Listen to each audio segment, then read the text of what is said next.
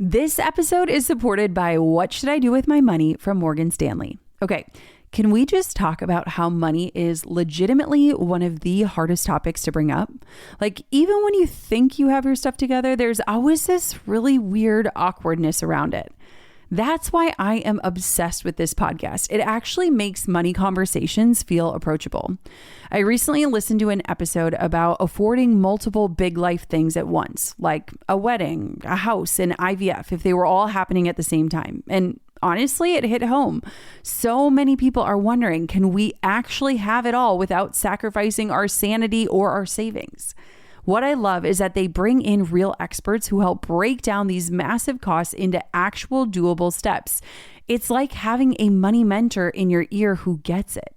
Search for What Should I Do With My Money in your podcast player. We'll also include a link in the show notes. Many thanks to What Should I Do With My Money and Morgan Stanley for their support.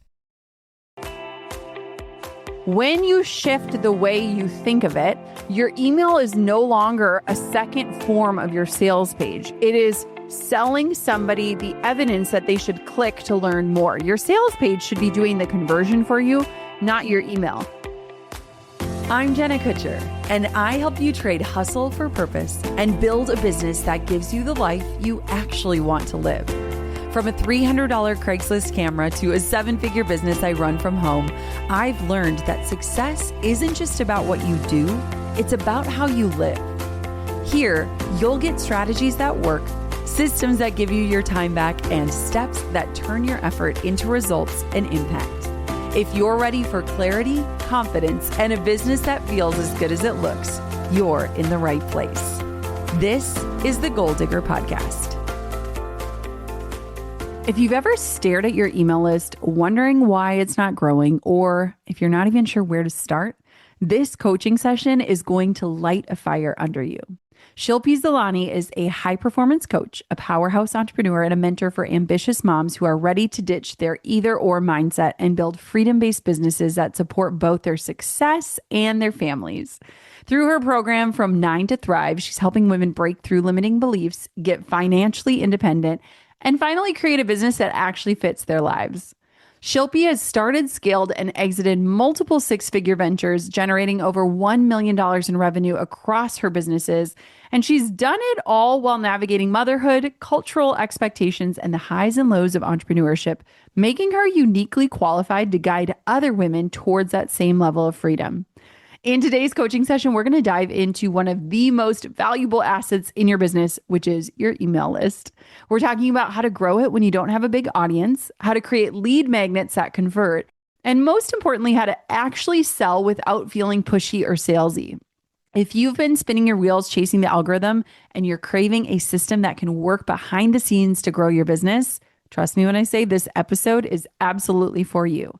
And if you're somebody who you're like ready to grow your list, to serve your audience and maximize your impact without feeling like you're stuck on the content hamster wheel, I want for you to sign up for my free class. It's called From Zero Subscribers to an Email List of Engaged Buyers.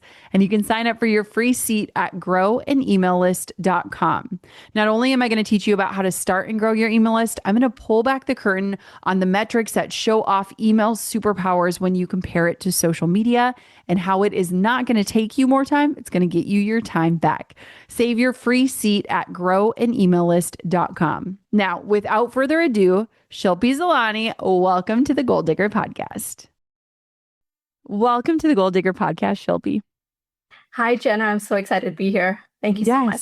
Oh my gosh, I'm so excited. Okay, so paint us the picture of kind of where you are right now, the business that you're running, and then let's dive in. You prepared some awesome questions, and so I can't wait to get to them. Thank you once again. So my name is Shilpi Zalani, and I'm a serial entrepreneur, certified high-performance coach, and a mentor. But more than that, I'm a mom of 2 who's been on both sides of the struggle, the corporate grind and the quest for freedom. So I was born in India, grew up in Malaysia, and I come from a very culturally conservative background, if you will, where women were primarily expected to be housewives. And I became the first woman in my extended family to earn a degree and start working. But when I got married and moved to the US, I was on a dependent visa, and I suddenly couldn't work. And for the first time, I felt completely trapped. Eventually, I fought my way back. I went to grad school here in the US and started working again in corporate IT. And everything felt like it was finally falling in place until I became a mom. Before kids, I could handle the commute, the overtime, even the gender inequality that women face at work. But once I tried to manage it all, I found myself completely burnt out. And the mom guilt hit hard. And I still remember one night after a long work day, my little one came up to me and said, "Mama, I miss you. Why do you have to work?" And that moment, Jenna, completely broke me. I realized I didn't want to choose between my career and my family. So I took a leap of faith and started my first business.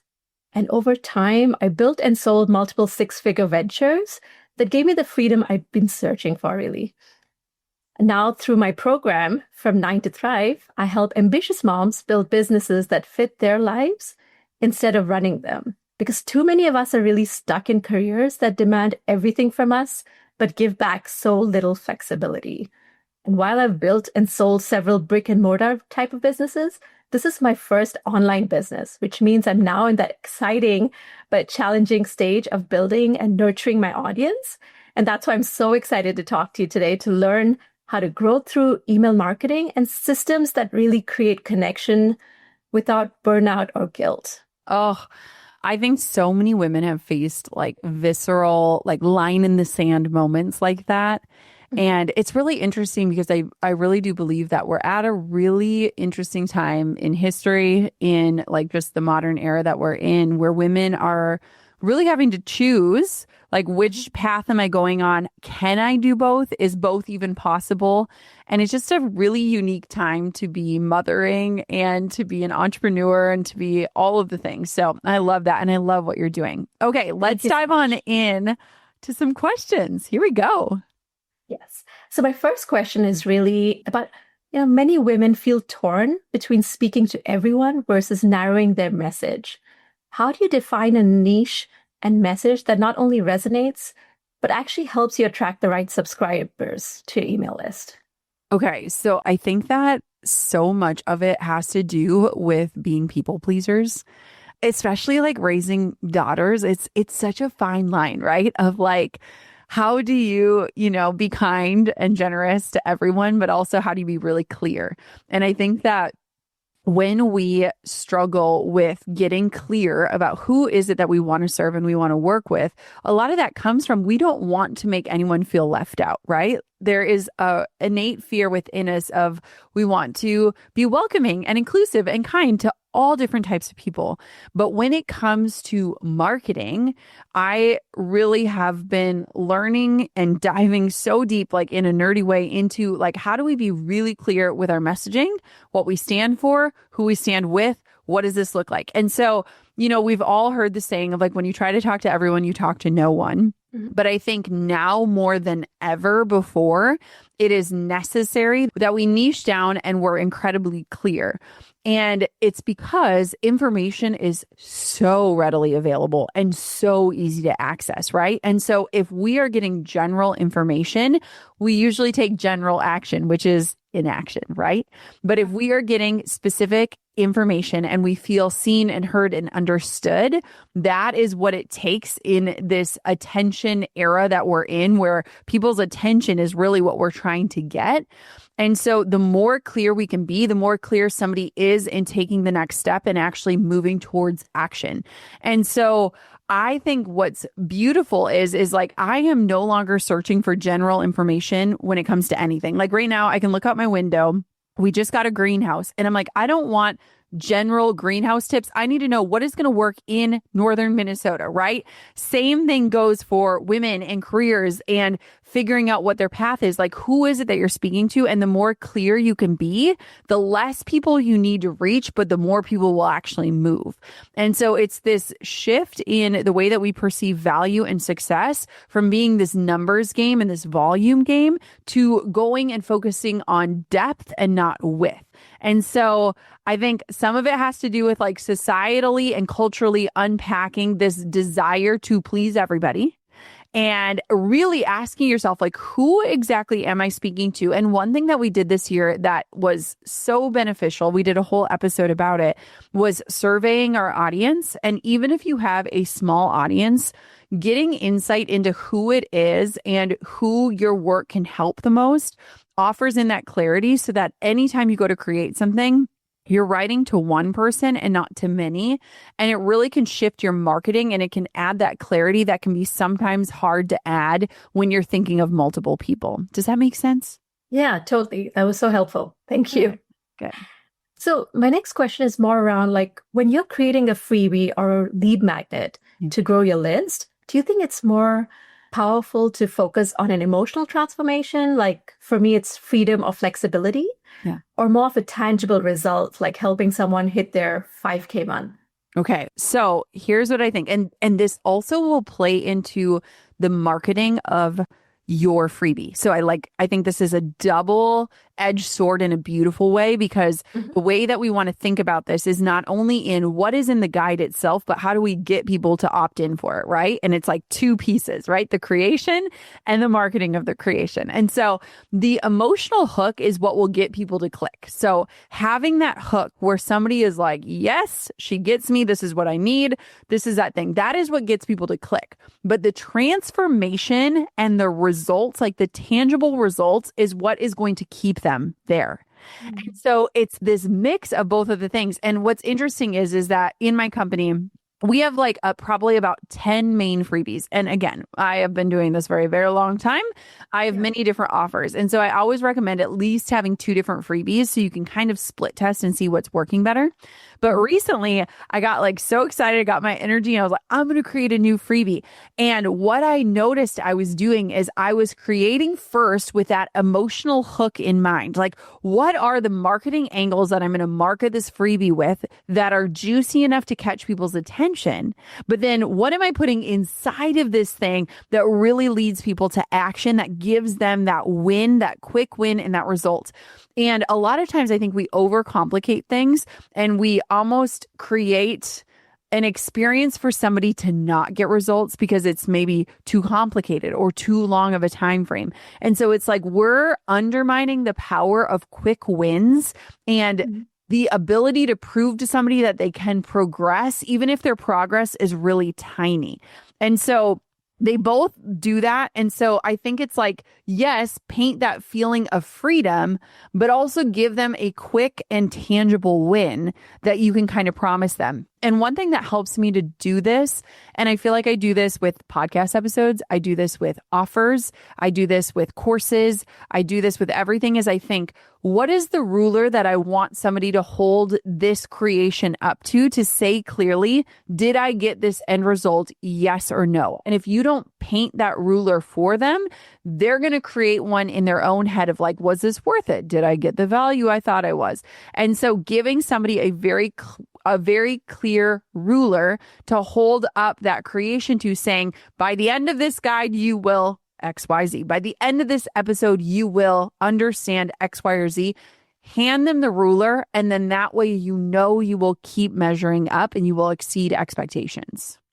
Got it. That's so helpful because right now I think my program, I'm only using the emotional transformation. Yes. But not using the tangible result. And I think that could really make a difference in my business. So thank you so much. That's very helpful. Let me add something to this too, because I think it's important and it's so good. So I am you, you are me. This is how I create. So there are 2 types of people out there in terms of both marketers and in terms of buyers, and they're very different. And oftentimes we create out of how we like to consume. And so like for me, I am like a possibility painter, right? Like I am like, just imagine with me, like this is possible for you. And that is one side of the fence. The other side is people that are running from fear. And this doesn't mean that they're like fear-based. It's like they are moving away from something that doesn't work for them or they no longer want. And oftentimes our marketing will often be skewed one way or the other based on what we are personally doing. And so when I finally learned that, I feel like my mind was blown because I'm like, all of my marketing is just painting possibility, but it's not actually pointing out like, yes, this is a thing you're moving away from.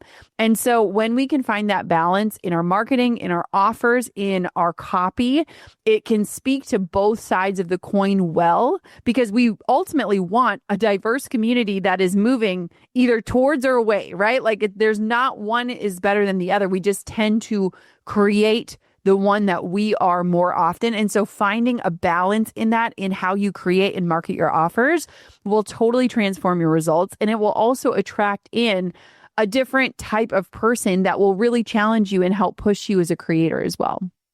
Absolutely. Thank you. I just have a follow-up question regarding lead magnets, if that's okay. Yeah. What is working right now? Like, is it like more of a worksheet or a quiz? I heard is very popular these days. I know you have it all. So you could share just a bit about that. Yes. Okay, so here's what I think is working the best right now. And this is like where I'm getting excited and testing and iterating.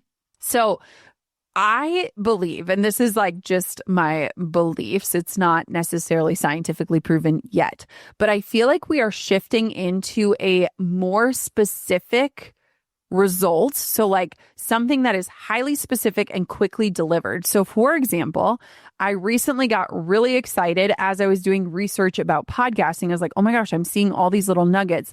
I don't have time to go into Canva and make it beautiful. It's not a 10-page guide. Let me just drop it into a Google Doc and get it over to people quickly.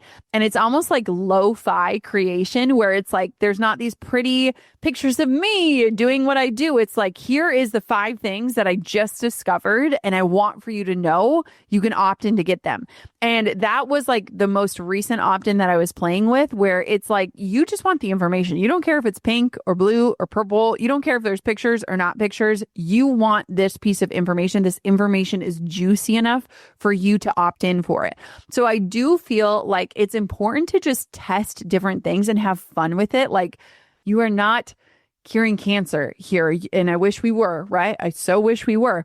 We are just testing out different strategies. And so I am constantly like experimenting and having fun. So I would say one trend that I think is happening is just like lo-fi, hyper specific, hyper relevant content for your audience that is helpful right now, that they can quickly consume and get benefit from. And I think that that is kind of the trend in this information era, where information, again, is so readily available at our fingertips. Like, what is the specific piece of the puzzle that we need, or the piece of information that we can actually move with today that feels like it was directly created, curated, or researched for me? And so that's something I've been having a lot of fun with, is like almost like pulling back all of the pretty and just like, here's what you need. And it also saves you a lot of time. Like, there's very low risk in creating a Google Doc and having people opt in to get the link to a Google Doc, right? Mm-hmm. I love it. Thank you so much. Yeah. My next question is actually for someone starting out without a big audience. Yep. That's totally me. What's working right now to grow an email list, especially when you don't want to rely on posting every day or chasing the algorithm? Yes. Okay. So again, I think that we're going back to this idea of like deeper and not wider. And I will never forget, over a decade ago, when I was starting out as a wedding photographer, I think a lot of times when you are starting out, imposter syndrome is like the passenger on the ride, right? Like, who am I to do this? Do I really know what I'm saying? And when I was a photographer, I remember like looking at every other photography website, and I'm like, I just want to freaking blend in, because I don't want people to like say like, who are you to be doing this, right? And I remember when it like hit me like a ton of bricks, where it was like, wait a minute, like, I do not need to appeal to every single couple that is engaged in the Midwest planning a wedding. I need 25 clients. That is all I need to fill my calendar and to meet my revenue goals. And I think that, again, the internet has done a really great job of playing a trick on us, saying like, you need the masses and you need a high volume. High volume, low ticket is one way to do business, and it is not the way for most people. Most people thrive in a setting that is higher ticket, higher touch, lower volume.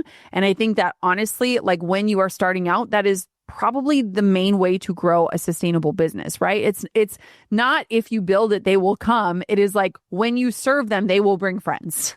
And that's a huge differentiator for us. And so I would say like one, you do not need a massive audience to build a powerful list. And I would argue that like the riches are in the niches in being able to serve a smaller audience more thoughtfully. And so you just have to really focus on your value, your promise, and then also look at other platforms. So like Instagram is just one lever you can pull in all of the levers of what you are doing and creating and how you reach people. For me, Pinterest is an amazing lever that is running while I am sleeping, that is making everything that I work so hard on live way longer. Podcasting, another lever, right? And so it's interesting to me because I fall into this trap as well, where it feels like if I am not online and posting, I'm irrelevant or I'm not driving results. But when we really dial it back and look at like what is actually moving the needle, like you coming on this podcast is probably going to move the needle for you way more than 5 reels on Instagram, right? 10 reels even, Absolutely. you know? And so it's like, how do we do higher impact work that actually yields results and lives on? And like, I feel like that is at the core of what I want people to do, because flash in the pan strategies are great, but you cannot sleep well at night thinking, is a flash going to come to the pan tomorrow, right? Like it's not sustainable.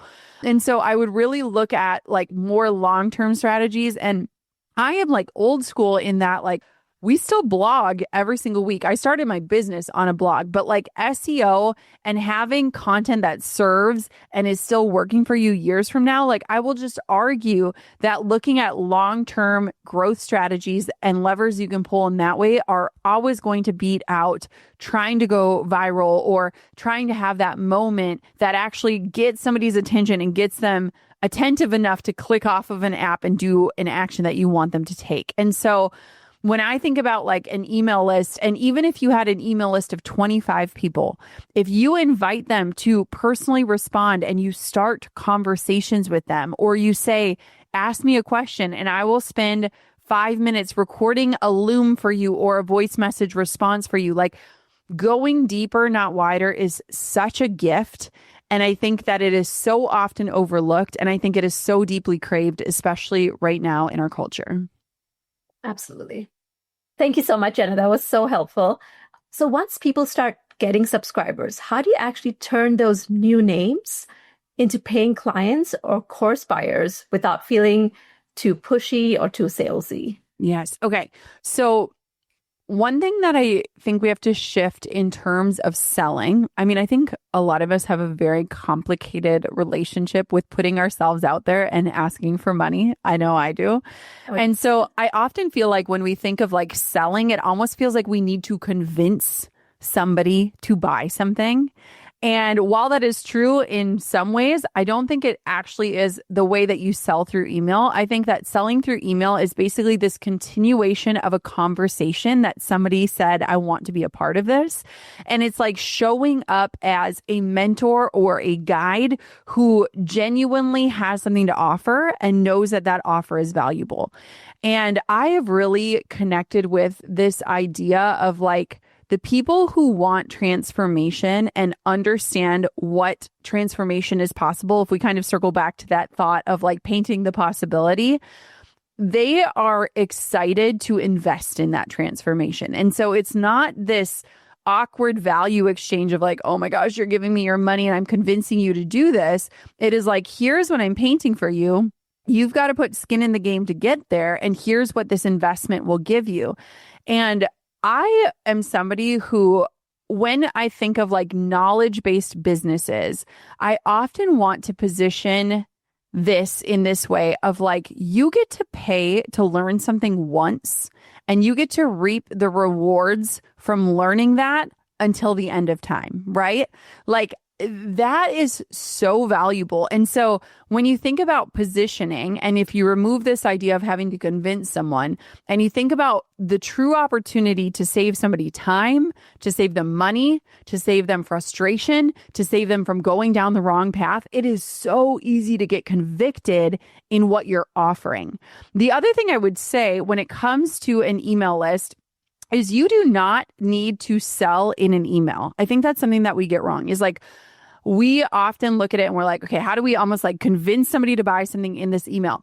Your email's job is to sell the click to your sales page.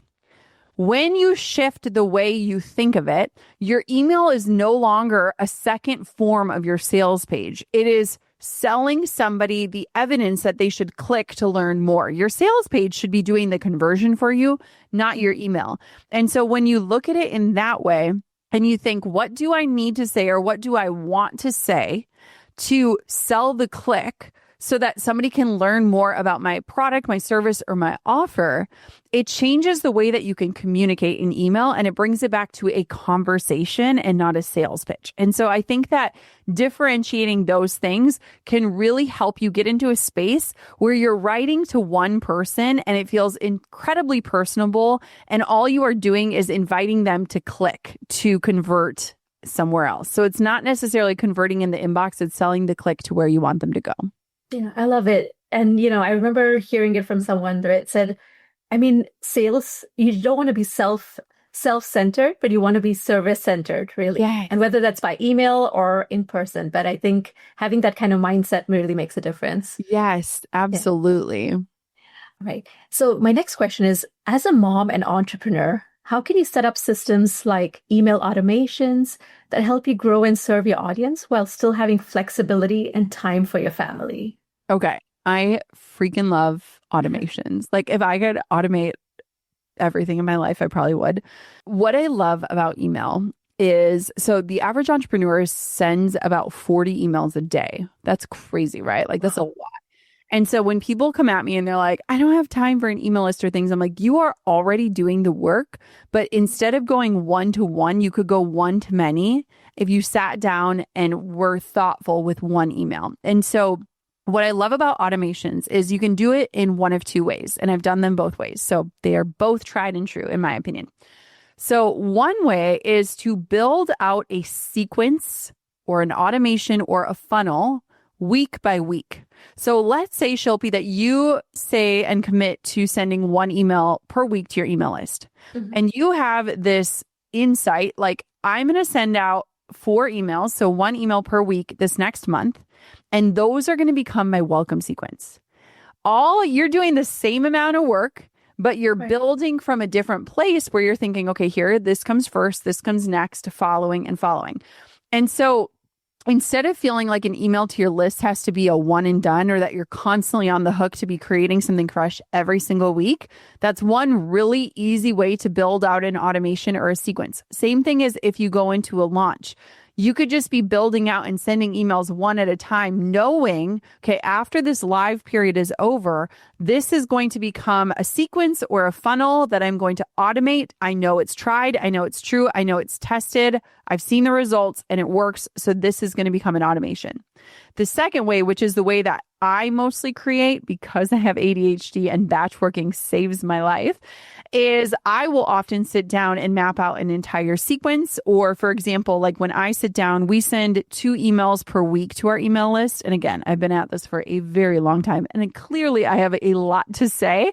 I write all of my own emails. And so I will sit down and map out all of November at once. And I'll think of like, what is the journey I want people to go on? What do we have going on in the business? What's going on the podcast? What's going on in my life? And I will sit down and write all of those emails in one sitting. And that way I can kind of see like the user journey, this one's serving, this next one is selling. Let's make sure we have more serving content. Like, how do we balance the scales in that? And I feel like for me, it's really helpful because I want to always lead with serving. And I want the majority of our emails to not have any ulterior motive beyond just being there, checking in, sending a resource and helping. And so for me to like batch work like that, it allows me to strike a balance that feels really good to me. And so automations are really like the rhythm and the engine that can be running 24/7. And it is something that is a lot easier than I think people make it out to be. So like, I love knowing that all hours of the day, somebody's opting into my email list and they are getting served exactly what they opted in for. And then they're getting onboarded as to like who I am, what is my, ethos, like what do I care about? Here's what's in store for you, etc. And I love that I was able to sit down and write those really thoughtfully once, and now they're still working for me. And so I've done all different types of automations. Like when I went on maternity leave, when I had Coco, almost 7 years ago, I built out a 6-month email sequence. Wow. And I just did it because I was like, I don't know what motherhood is going to be like. I don't know how much space I'm going to need. And that thing ran for years. And so it's interesting to see too, where it's like work you do today can still be serving and working for you months and even years to come. And so what would it look like if you put just a little bit more intent behind it? So automations that I would consider doing. So first off, even just having a simple autoresponder where you are actually connecting people with information in the autoresponder, but beyond just saying like, here's when I check my email. Like in our autoresponder, it's so epic. It's like, if you're looking to be a guest on the podcast, here's what you do. If you are a student of ours and you need access to your course, here's what to do. And it literally just does that. That's a super easy automation. When it comes to somebody opting in, oftentimes we'll work in like 3-part funnels. So we'll deliver the goods.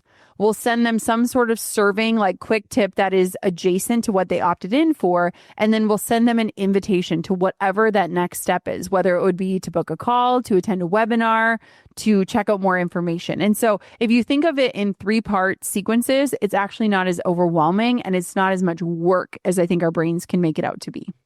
It's such nuggets of knowledge, honestly. I'm learning so much. Thank you. Yay.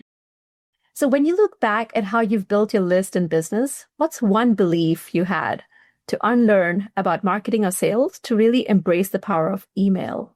Ooh, okay. My email list is the hill I'll die on. Like I love email.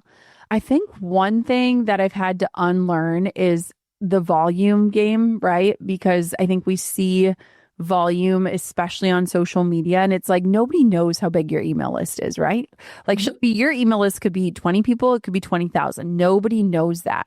And I think that that is part of the reason why entrepreneurs struggle to find email marketing sexy when I think it is so sexy because it drives results. Because it's like, we're so fixated on what's shiny and what's obvious and what's, available for everybody's eyes. And so I think I've had to learn, like, I would much rather go deep than wide when it comes to email marketing. And the second thing that I've really been unlearning a lot lately, especially, is like, I just want to write to a friend. Like, I am the person sending this. It's not a brand. It's not a business. It is me as a human. And so, even yesterday, I sent out something about just like craving community and like, what does it look like when we gather in rooms? I'm not making any sales from it. I'm literally just sharing my thoughts and the things I think about at 2 a.m. or the dreams I have. And so I believe that some of what I'm unlearning is like the strategizing and the like, say this, not that. This psychological trigger does this and da-da-da. And it's like, what do I want to say? What is worth saying? And how can I let people in a way that connects them, not just with a business, but with the human behind it? And so I feel like with email marketing, especially, I think a lot of people are tuning out the super salesy, some of the like bro marketing tactics. And it's like, how do we create emails that people want to read and enjoy reading? And how do we connect on a deeper level? Because there is an opportunity, there is an intimacy in the inbox that is not possible on social media. And I think that when we harness that and we see how beautiful of a gift that is, it allows us to show up and create from a more sacred space, in my opinion, than in a space that is like seeking attention.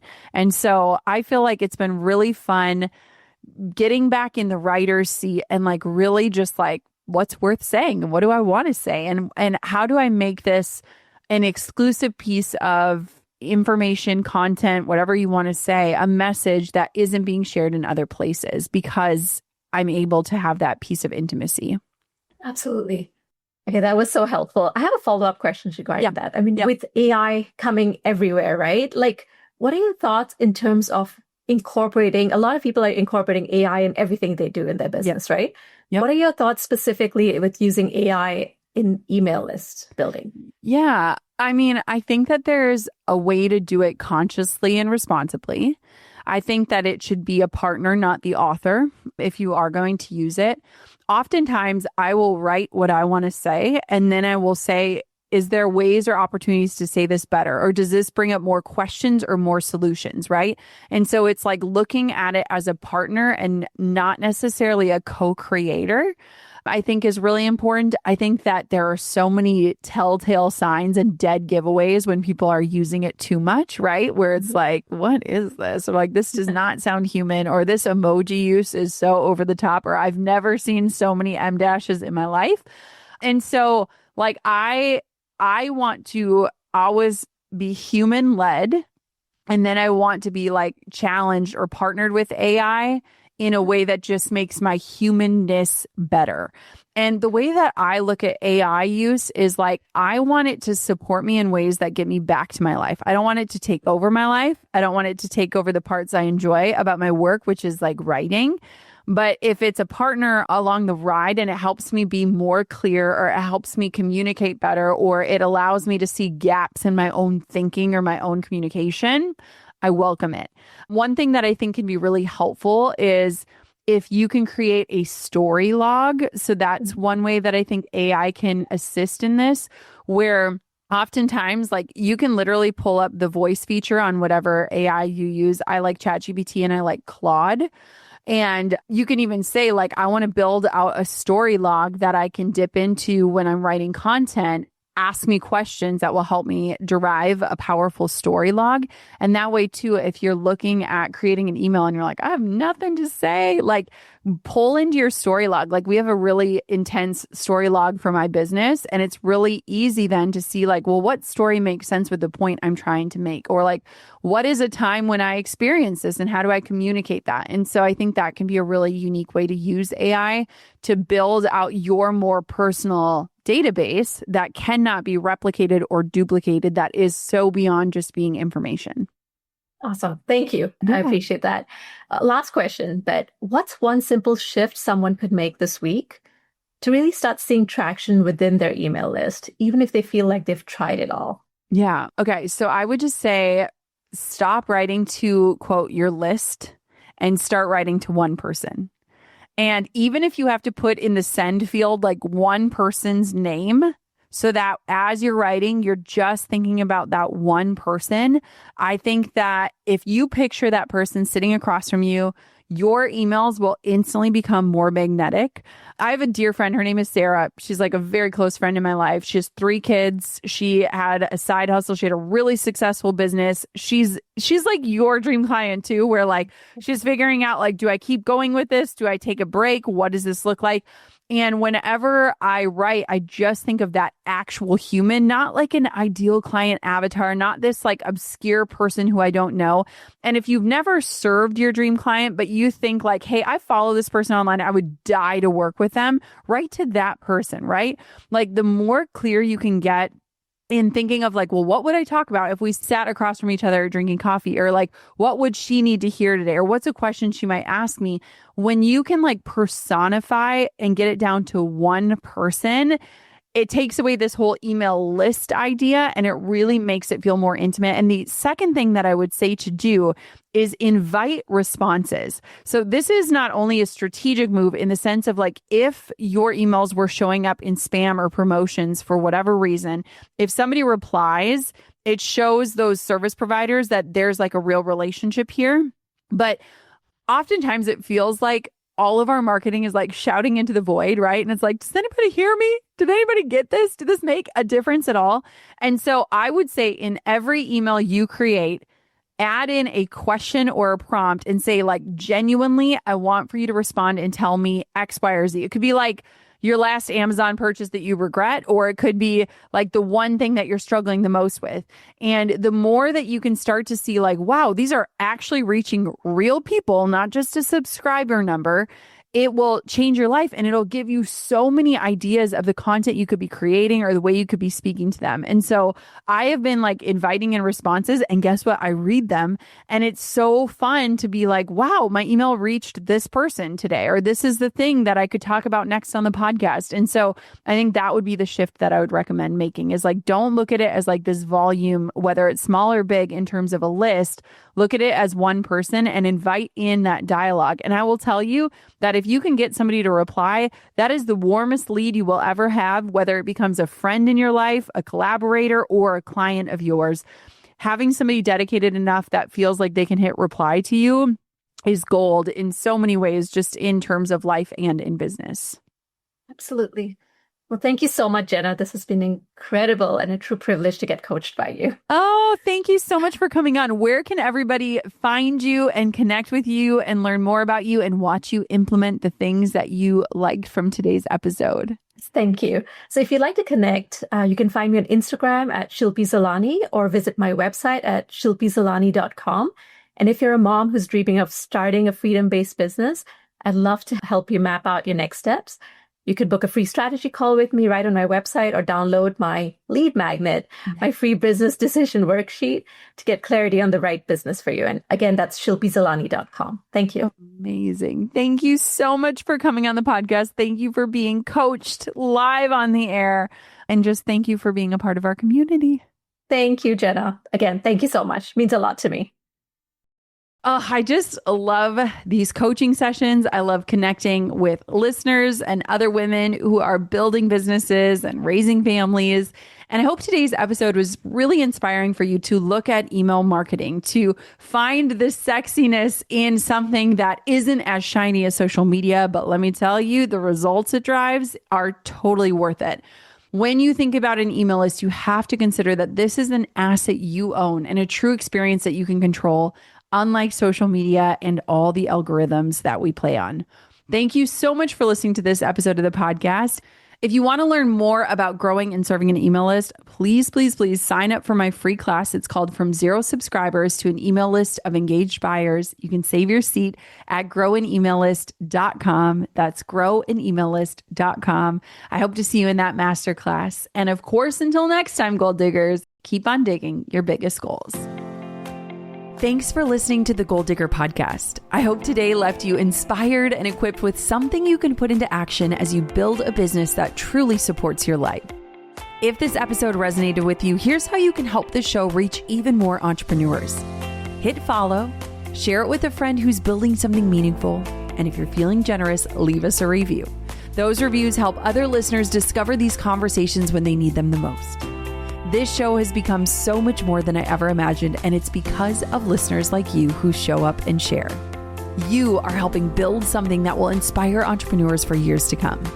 For show notes, links, and resources, head to golddiggerpodcast.com. Keep digging your biggest goals. The world needs what you're building.